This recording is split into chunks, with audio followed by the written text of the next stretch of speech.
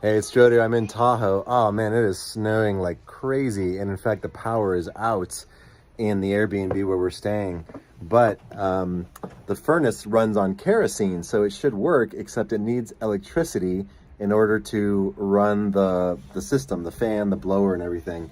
So what I did was I took the energy system out of my van and I put it right here, and it is powering the heater so we can not freeze in our Airbnb. So it's just an amazing use for this thing. It's so handy. It's amazing. You can see it right here. It's running the heater.